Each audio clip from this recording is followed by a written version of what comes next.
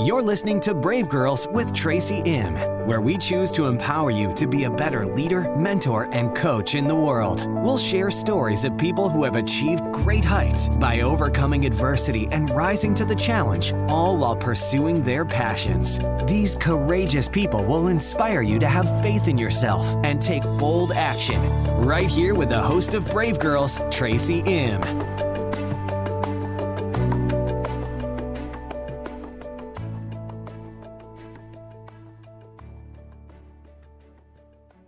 Episode 6, Money is Not Enough of a Why with Christine Gallagher.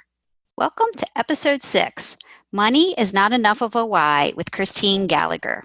This episode features my friend Christine Gallagher, the CEO of She's Got Clients, where she spent the past 10 years teaching online marketing to female small business owners. She's also the best-selling author of There's More to Life Than This, where she shows a clear path to moving out of your undesirable circumstances and the status quo and into a fabulously inspired life. Christine's a relationship marketing expert, and she believes that when entrepreneurs find the courage to share their gifts and their message in a much bigger way, they will not only attract raving fans, enroll more clients, and enjoy more income, they become a force for positive change in the world. In her Impact Academy, Christine has helped her clients authentically attract more opportunities to their business. On this episode, we talk about how freedom is her top core value and how she helps her clients connect with their why so they do not give up when things get too hard. She also shares her big why and how it buffers her against the roller coaster of entrepreneurship. Christine talks about how she fell upon Allie Brown and the online marketing world via Twitter right when she needed to find it the most, and how it inspired her to launch her company. Christine reminds us of the importance of having mentors and then actually doing what they tell you to do. She shares her thoughts on Instagram, LinkedIn, Facebook, and how these platforms have changed the world we live in. She recommends that you find your people and then master just one network, or you'll just wear yourself out. She also trains her clients to be consistent with their email marketing in order to breed trust. She talks about her webinar and live event strategy and how she grew her list of subscribers and flexed her sales muscles in the early days of her business. I think you'll love Christine's energy and enthusiasm, as well as the fireworks in the background, in this episode of Brave Girls with Tracy M. So welcome to Brave Girls with Tracy M. Tonight, I have the honor and privilege of interviewing Christine Gallagher, the CEO and founder of She's Got Clients. So welcome, Christine. Thank you. I'm so excited to be here with you. I'm so excited to have you. So I met Christine I think I met you in 2011 maybe. You were a speaker at a women's retreat that I had gone to, and you taught us a lot about online marketing. And so I know that that's sort of your sweet spot in terms of teaching women how to do online marketing in an authentic way. And so why don't you just tell us a little bit more about your business and I think you started it back in 2008. So you've been in business for 10 years now? Almost 10 years. Yeah, that's crazy. It was like at the end of 2008, early 2009. So when the recession was like in full bloom. And so, real briefly, I'll just share that the thing that I did was, I got laid off, but right before I got laid off, I hired my first true business coach, and she was very expensive. And I wasn't even an entrepreneur yet, but I was like, I know that you don't have to reinvent the wheel. So I found this woman and I hired her, and 2 weeks later I got laid off. And so it was like a freak out moment because I was like, oh my God, I just paid this lady. What am I going to do? And I'll never forget. She emailed me back and she goes, congratulations. She was so excited. And she's like, this is the universe giving you a push. I'm like, yeah, I guess so. So it's almost been 10 years. And I started the business as a social media consultant, really was what it was. And I was doing online stuff, but offline too. I was going into companies, and showing them how to navigate Facebook. And it's kind of morphed. At 2 years after I started the company, I rebranded as She's Got Clients. And the reason I did that is because I wanted to move more into not so much done for you, but more teach you how to do it, right? So the coaching, the training. And I think that was 2011. And, it's just grown from there. The majority of my clients are are online. I would say 99%. I've recruited my clients from online. So I walk my talk. And it's been a wild ride. It's one of the things that I love about it, and I'm sure you can relate to this, is just the freedom. Because when I look back at that job, I'm like, I was so aggravated that I had to show up at a certain time and not go certain places for lunch because they're too far and I won't get back in time. Like, I understand companies have those like rules, but for me, it was just not good for my personality. So I realized I think I need to work for myself, because I had job after job and none of them felt right. And I thought there was something wrong with me. And there wasn't anything wrong with me. It was just that I wasn't really cut out to work for somebody else. So, right. Yeah. And I think your environment, whether it's your home environment, your work environment is so critical and so important. And I think sometimes we forget that, or we ignore that, and we think it is us when it's really the environment. Or, you probably, if you did a values assessment, freedom's probably, and independence is probably like at number one or something like that. It is. I've done it, and freedom is number one. Right. And so you've been able to get that. So I think, and you've created this Impact Academy that people can go through, sort of like your program where you teach them how to get more subscribers, which then leads to more clients, which then leads to more opportunities for their business, right? Yeah, absolutely. I started that probably about 6 years ago. And the reason why it was so appealing to me to do a program like that is I always say, like, I've got so many people to help. Like, I feel this urgency to help women. And so that program allowed me to help more women at a time. So it's been really great. And I absolutely love seeing their successes. Like today, one of my clients Voxered me, we use the Voxer app, and she Voxered me like 3 different wins that she had this week. And I was just like so happy, for her. And, that makes it so worth it to hear them making strides, seeing them actually progressing. Like, it's a great feeling. Right.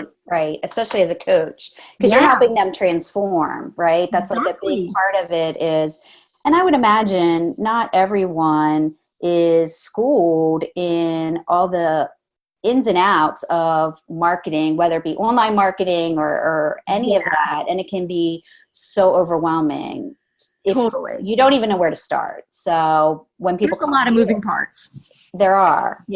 And where do you start, right? And what's the first thing you should do, and what's more, impactful, and then how are you going to stay consistent and things like that. So the other thing I saw on your bio, which I thought was really great, is that you help your clients connect with your why.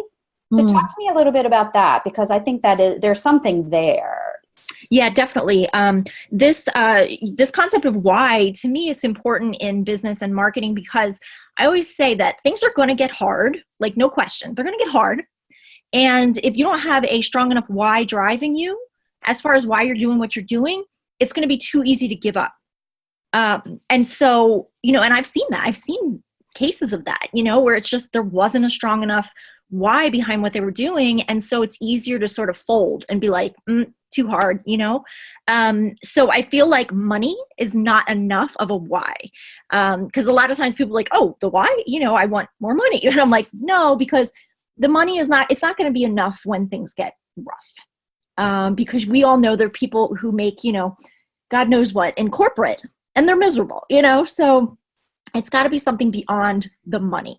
So a lot of the women I hear, it's about helping their family. It's about starting a charity. It's about, for me, one of my big whys is starting an animal sanctuary, because that's really important to me. So when you have that bigger reason, it's like a buffer against the roller coaster that is entrepreneurship. Right. Because you are going to have the ups and the downs, right? And so in order to weather that, that's great though. I think that you start with that and you help them figure that out, because it is, too easy to give up. It is. Yeah. So, I think that it doesn't have to be like, I want to build 20 schools in Africa big. if that's your why, that's awesome. But it could also just be something, really close to you, like something with your family. I mean, it could be anything, as long as it just gives you that push to keep going. Right. Well, and I think, entrepreneurship is a lot about staying in the room and staying committed to what it is that you're going to do, and being, knowing what your purpose is. And like, I hear it in your energy that it's about teaching women, right? How to authentically get these clients in a way that they feel good about. How they're not, it's not like a sleazy, salesy kind of a way. It's very authentic to who they are, and attracting in those clients that are going to resonate with them. Yeah. And I think that's like very, it's like symptomatic of the era we're living in, because social media kind of blew open the doors, and people started realizing that companies can't be like nameless and faceless and like corporate, that especially service-based business owners, like, you are the business, you are the brand. And so social media kind of forced all of us to, put ourselves out there maybe in a bigger way than we would have if it didn't exist, which I think is a good thing, because there's a lot more transparency. There's a lot more, opportunities for connection. And I'll never forget, Tracy, those few months that I was in my job that I was like frozen in fear because I wanted to quit, but I hadn't really started my business. I didn't know what I was going to do. And the universe took care of that because I got laid off. But in those months, what really kept me afloat emotionally was being on social media, particularly Twitter at that time, and getting to connect with a lot of women entrepreneurs who were already doing the damn thing. And they were so inspirational to me, because I was like, there's this whole other world I didn't even know about, and they were working from home. And it was like, it was just like, I can't believe this world exists.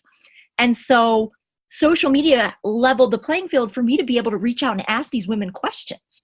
And they were so giving and generous. That was so important in the beginning. And it's still important, but that was like a real motivator for me. I saw them doing it. I'm like, if they can do it, I can do it. Wow. That's awesome. Yeah. That's awesome. Yeah. I wouldn't think Twitter, but that's interesting. Yeah. Well, 10 years ago, Twitter was the place, I can't believe it's been 10 years, but yeah, it's, Twitter was the big place. And then, Facebook, obviously, but that particularly was the social network that I really got a lot out of, because there were less people back then on there, and it was less noise. It was just, it just seemed more, there was more good conversations going on. So it was just a moment in time that was like a good moment for me to be exposed to those women and be able to talk to them. Mm-hmm. So where do you think we are today? I keep coming back to Instagram and video. I feel like it's evolved. Yeah. I think, Instagram is probably one of my favorite places to be, because it's calmer in a lot of ways than Facebook. There's less info coming at you.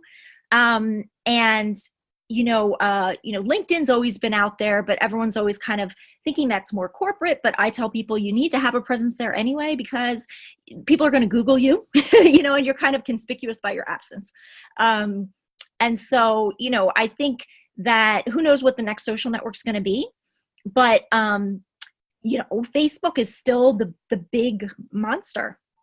And it's been very interesting to see like people talking about this breach that happened with our information. So it's just, it's such a new world. It's such a new territory, and we're all kind of trying to figure it out. And, I who knows, some people are like, oh, Facebook will never go away. And I'm like, maybe it's going to be called something different, who knows? Right. But I always tell my clients, you got to be where your people are. A lot of people are like, oh, I need to be everywhere. And I always say, you do not need to be everywhere. You'll wear yourself out. First of all, you'll spread yourself too thin. Start with one place, one network, and work it and get good at it, and then move on to another one. Don't try to do everything at once, because it's way too overwhelming. And look for your people. Like that's why one of the first steps I take my clients through is like understanding who your people are. Right. Because if you don't know who they are, you're not going to know where to find them. You're not going to know how to talk to them. So, I think that's really important in social media too, because that narrows it down. So you don't have to be every freaking place. You just go to the big one where your people are. And so for a lot of people, that's Facebook. But for some people, it's Instagram, and even more people, for LinkedIn. So it just depends. Right. So do you have any live workshops coming up? Oh, it's so interesting you're asking me that, because you probably didn't know this, but I did events for several years.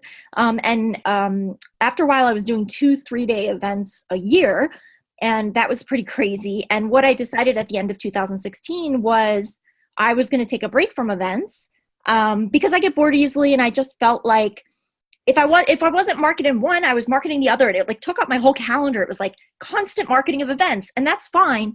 But I had no space to create anything new. I didn't really have space to be super creative.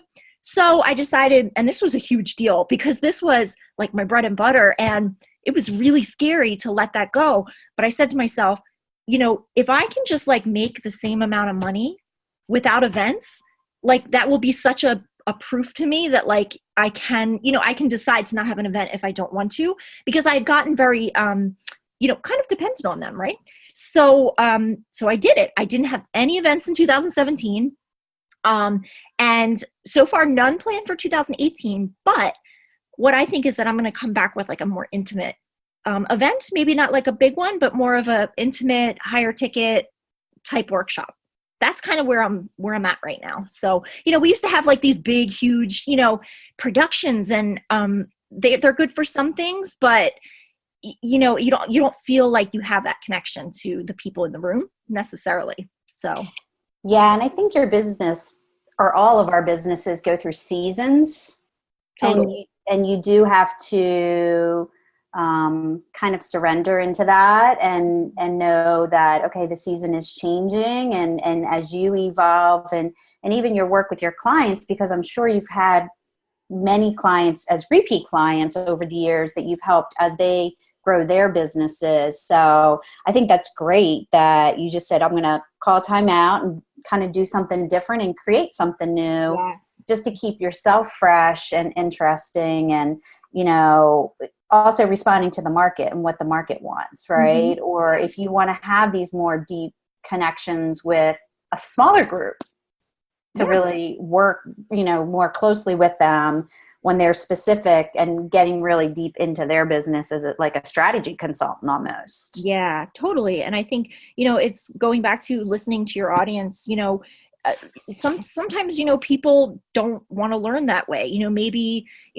for some people the events were great, but I also talked to people who were on my list, like on my list and off my list and on my list. And I was like, so I'm just curious, like, why were you jumping? And they're like, well, a lot of your focus was events, and I knew I wasn't going to come because I lived here or whatever.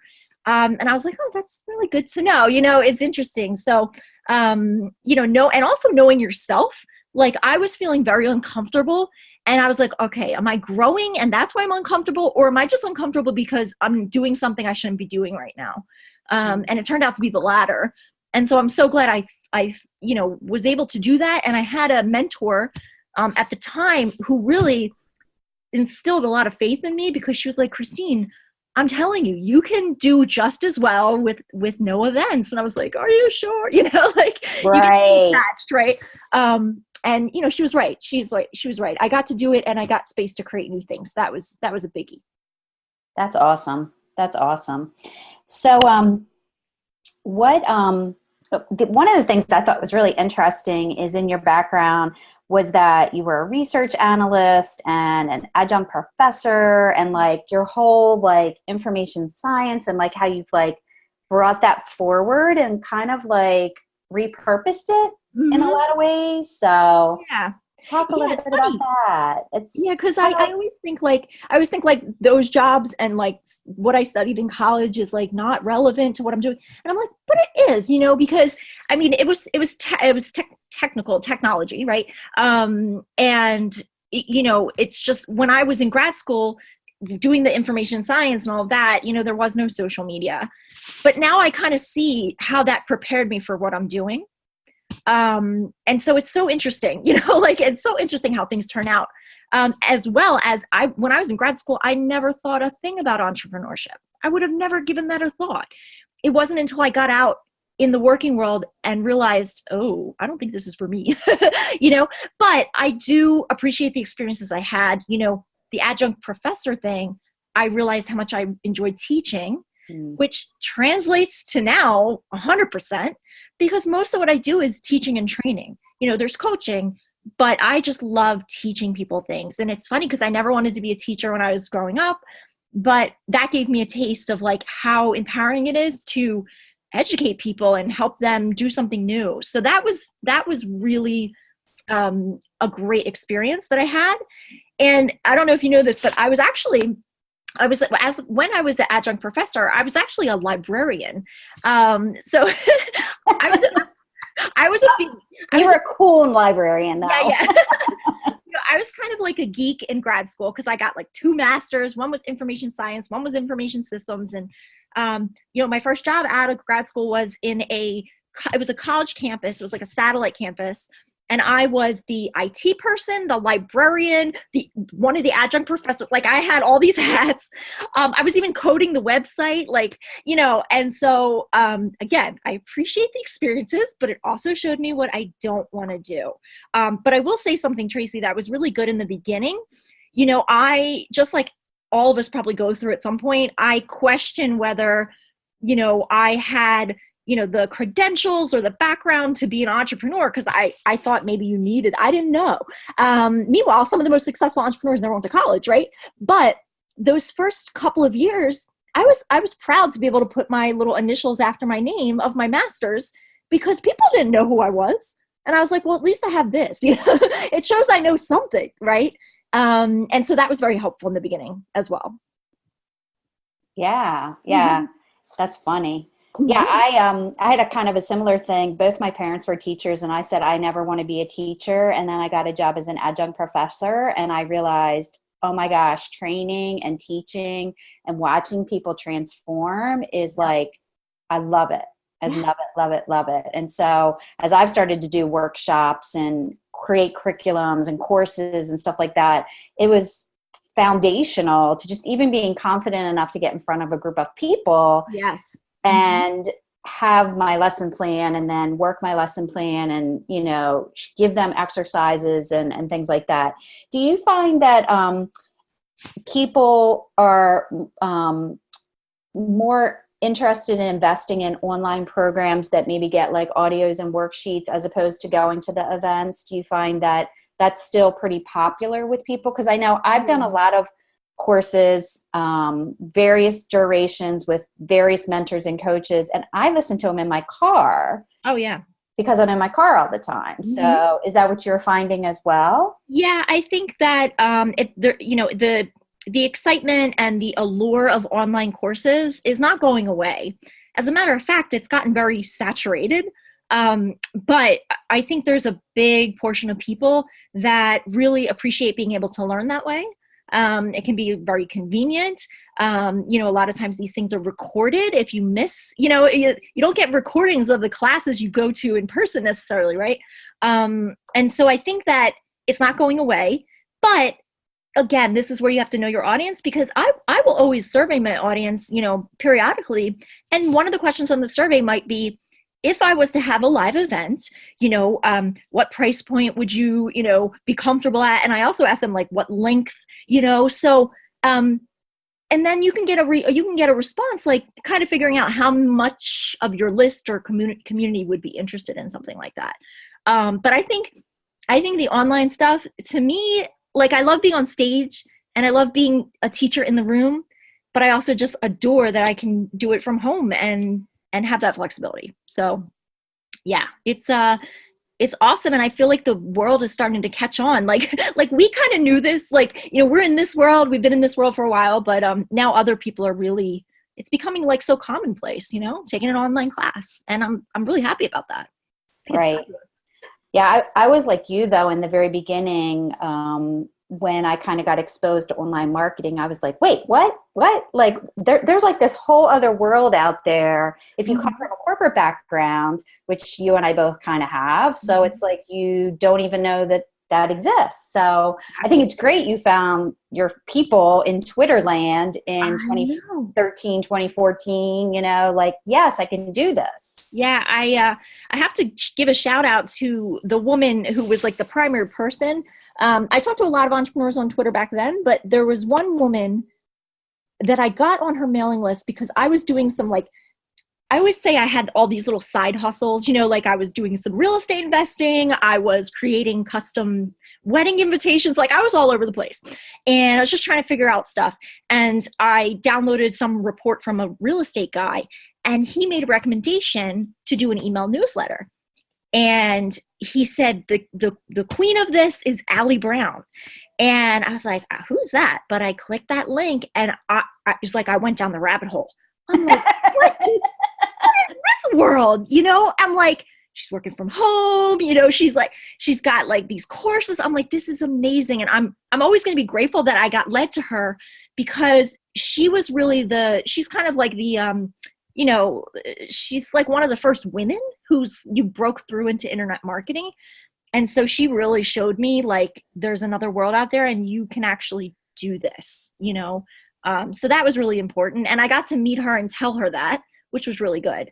And she was kind of like, oh, okay. Because I think a lot of people tell her that, but you know, I'm just really grateful that I got to be exposed to that world. And, you know, the whole email newsletter thing got printed in my brain. Like it's so important to keep in touch. It's so important to nurture.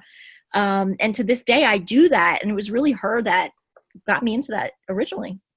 Is that something that you coach your clients on as well? Like get that set up, make sure you're consistent. I know one thing, I have an email newsletter, but I'm not consistent. And I know I need to get better about it because I realize that people actually are looking for it and they actually do read what I put out there.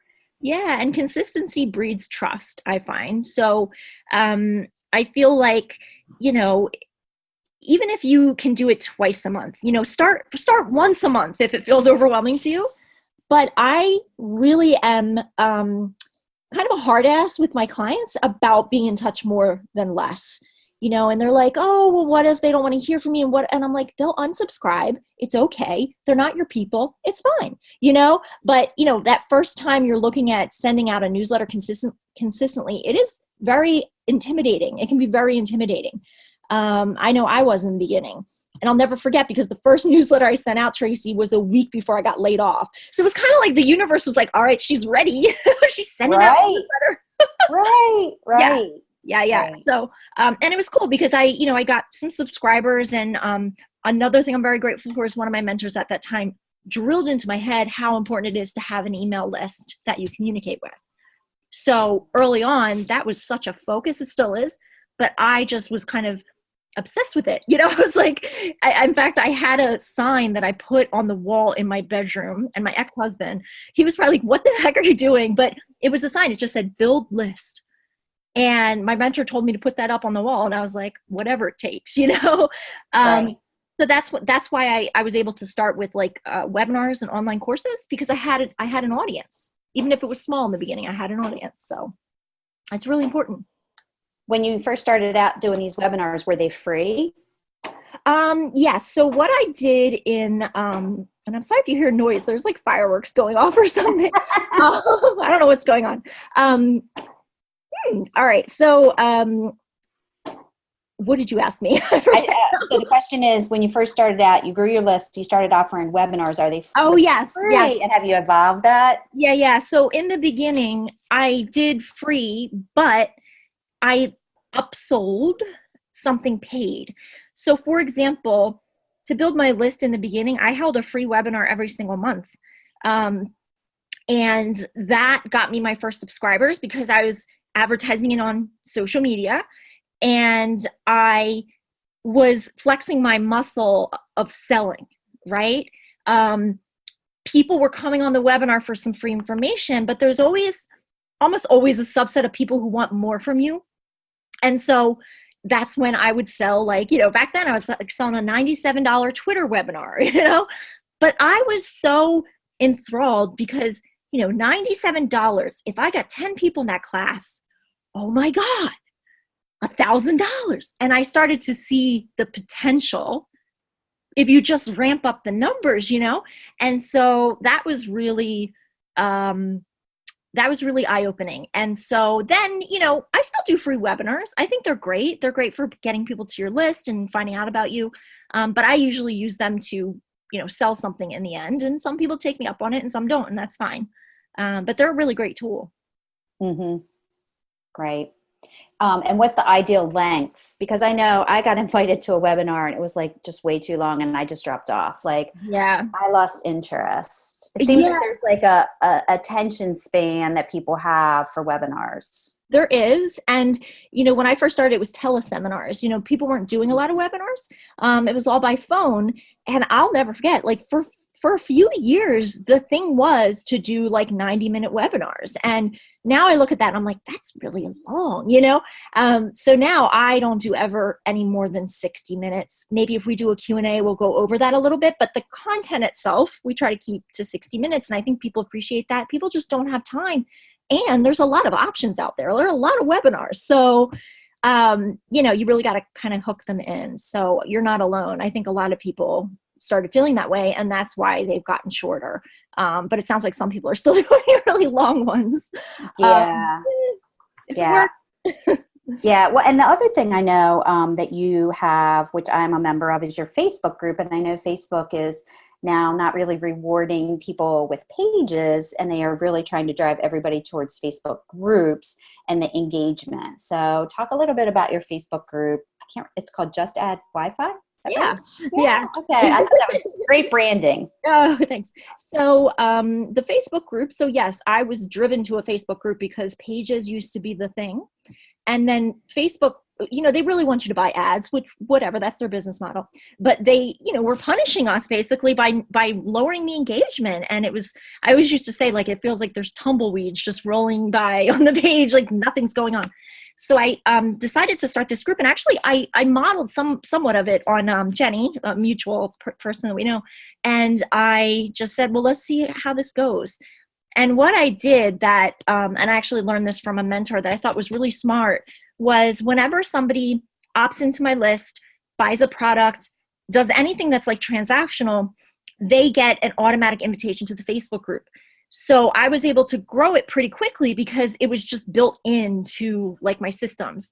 And so, it's not always easy to have engagement in groups, especially when they get bigger. You would think there would be more engagement, but sometimes there's not. So, we do a lot of things to try to create the engagement or encourage the engagement. And who knows if, I'll have this a year from now, who knows?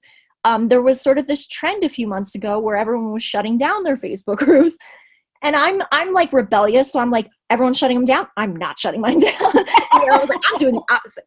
And I do that a lot in my life. And so, to me, it's still worth it. It has to be worth it as the business owner, like how much energy you're putting in and what are you getting out of it?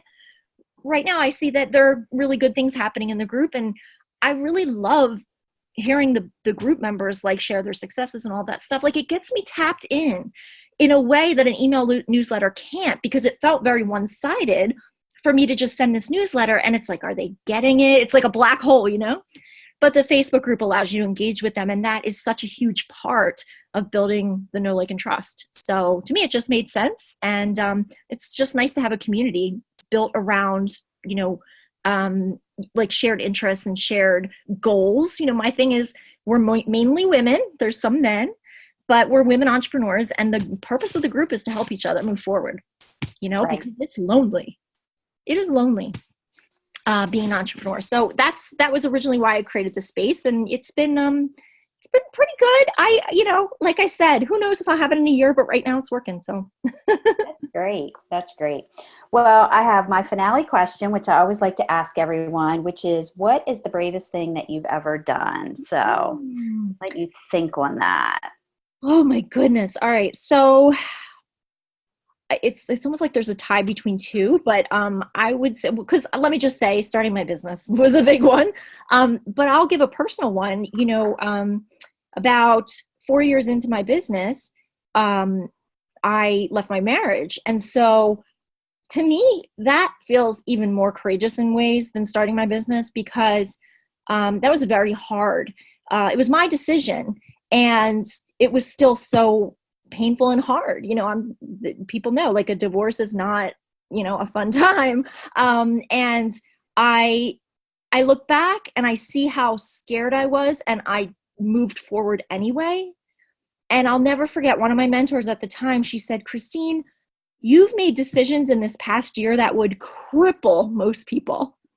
And I just thought, oh my God, I haven't even given myself credit. Like, yeah, I have done something, you know? And that was one of the biggest, because I felt very vulnerable as a woman who was then going to go out on her own. You know, I don't know what that's like, right? I had started my business when I was married. And so I was worrying about things like health insurance and all of that. But it took a lot for me to do that. And it was the right thing, but it was tough. Right.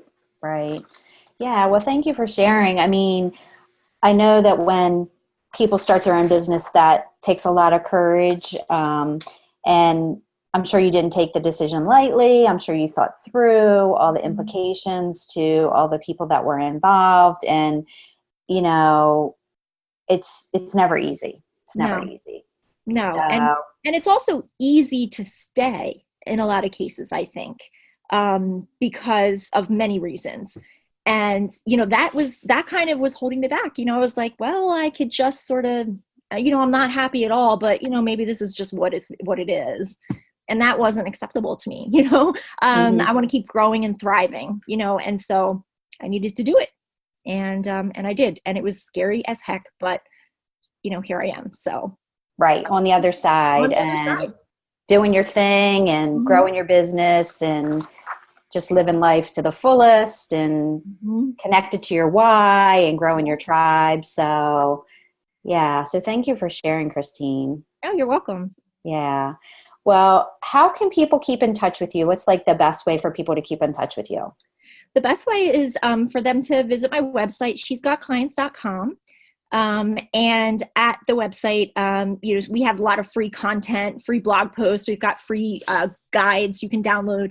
And then the other place that they can connect with me is on Facebook. If you're a woman entrepreneur and the Facebook group sounds inviting, you know, it's called Just Add Wi-Fi. You can do a search. And on Instagram, which I was just telling you that I really like these days, I'm Christine G. So I would love to connect with people over there as well. Great. Well, thank you so much, Christine, for sharing all of your knowledge and making yourself available to all these female entrepreneurs that are out there. They're looking for you. They're overwhelmed. They can't focus. They don't know where to start with online marketing. And who better to learn from than somebody who's been doing it for 10 years very successfully. And I think the world of you. And so I really appreciate you being on the podcast and just, you know, sharing yourself with everyone. And I wish you nothing but the best. Thank you. That's so nice, Tracy. I hope you enjoyed this episode of Brave Girls with Tracy M. as much as I did creating it. Each show is produced with you, the listener, in mind, as you look for inspiration and motivation from other brave souls as you pursue your desires. I'd love to hear your feedback, so please leave me a review on iTunes. I read every one. And check out my website, tracym.com, for more free resources. You can also join my list and sign up for my newsletter right from the homepage. Until next time, stay strong, believe in your dreams, and go do something brave. We appreciate you joining us for this episode of Brave Girls with Tracy M. and hope that you enjoyed the show. For more information about today's episode, as well as additional free resources to help you achieve greatness in your life, visit tracym.com and sign up for our mailing list.